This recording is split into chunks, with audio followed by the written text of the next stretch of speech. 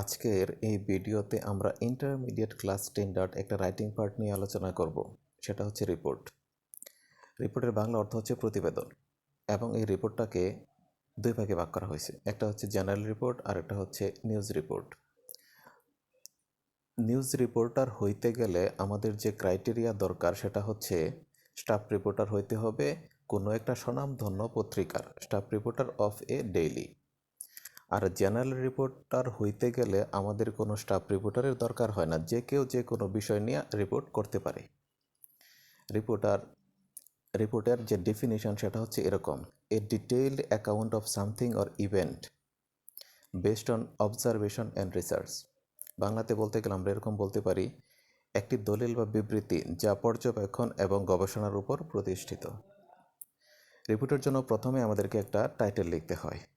তো টাইটেল লেখার জন্য আমাদের কিছু নিয়ম আছে, এই নিয়মগুলো অবশ্যই মানতে হয়। টাইটেলটা আমাদেরকে অবশ্যই পয়েন্ট অথবা ফ্রেজ আকারে লিখতে হবে। 2 নাম্বার, টাইটেলটা অবশ্যই ভার্বলেস হইতে হবে। যেমন আমরা এরকম লিখতে পারি যে এ টেরিবল রেসিডেন্ট, অথবা 10 people killed another 15 people injured. আমরা এভাবেও টাইটেলগুলো লিখতে পারি, কিন্তু টাইটেলের ভিতরে অনেকভাবে লেখা যাবে, কিন্তু টাইটেলের ভিতরে ভার্ব হওয়া যাবে না, ভার্বলেস হইতে হবে, এবং সেটা ফ্রেজ ও পয়েন্ট আকারে লিখতে হবে।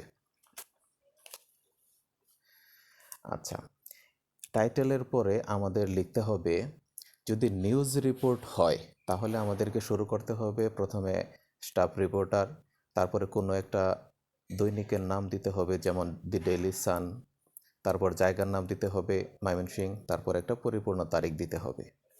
জেনারেল রিপোর্টের ক্ষেত্রে আমাদেরকে প্রথমে যে ব্যক্তি রিপোর্ট করতেছে তার নাম দিতে হবে, আমি শুভ্র দিছি, তারপর জায়গার নাম দিতে হবে, তারপর একটা পরিপূর্ণ তারিখ দিতে হবে। এখন বিষয় হচ্ছে কোনটা জেনারেল রিপোর্ট কোনটা নিউজ রিপোর্ট আমরা বুঝবো কিভাবে। এখানে আমি 2টা এক্সাম্পল দিছি।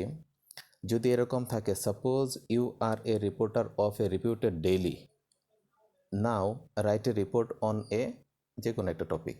তো এটার জন্য আমরা বুঝে নেব সেটা হচ্ছে নিউজ রিপোর্ট, কারণ এই জায়গায় উল্লেখ করে দিছে যে তুমি হচ্ছ একটা স্বনামধন্য পত্রিকার রিপোর্টার। এটা দেখে আমাদের বুঝতে হবে সেটা হচ্ছে নিউজ রিপোর্ট। আর জেনারেল রিপোর্টের ক্ষেত্রে সাধারণত প্রশ্নটা এরকম হয়, suppose you are Asif, now write a report on এরকম এলিপসিস। এটা দেখে আমাদের বুঝতে হবে সেটা হচ্ছে জেনারেল রিপোর্ট। আচ্ছা, এখন তারপর থেকে আমরা লেখা শুরু করব। রিপোর্ট লিখতে গেলে অন্তত পক্ষে 3টা প্যারা হলে ভালো হয়, এর বেশি প্যারা হলে ক্ষতি নাই, অনেক ভালো, কিন্তু ন্যূনতম আমাদেরকে 3টা প্যারা লিখতে হবে। আমি কয়েকটা ইম্পর্টেন্ট রিপোর্টের নাম দিতে পারবো। একটা হচ্ছে রোড অ্যাক্সিডেন্ট, একটা হচ্ছে price hike of daily commodities, আরেকটা আমরা বলতে পারি ডেভাস্টেটিং ফায়ার, তারপর হচ্ছে devastating consequence of drug addiction, তারপর হচ্ছে traffic jam, causes of students failure in English, তারপরে হচ্ছে টেরিবল ফ্লাড, তারপরে victory day, independence day, freshers reception, 21 February, Bengali new year, prize giving ceremony, আরেকটা হচ্ছে মব জাস্টিস। এইগুলো মোটামুটি অনেক ইম্পর্টেন্ট, এইগুলো শিখলে মোটামুটি হয়ে যায়। আমি 2টা ড্রাফট দেখাচ্ছি যে ড্রাফটগুলো আমাদের কেমন হয়। কলেজ রিলেটেড যদি কোনো কিছু আসে তাহলে এরকম একটা রিপোর্ট পড়লেই সবগুলো আমাদের মোটামুটি কভার হয়ে যায়। এটার ভিতরে আমরা independence day, victory day, freshers reception, Bengali new year, prize giving ceremony সব কিছু আমরা এটা দিয়ে কভারেজ দিতে পারবো। এরকম একটা রিপোর্ট শিখলে হয়ে যায়।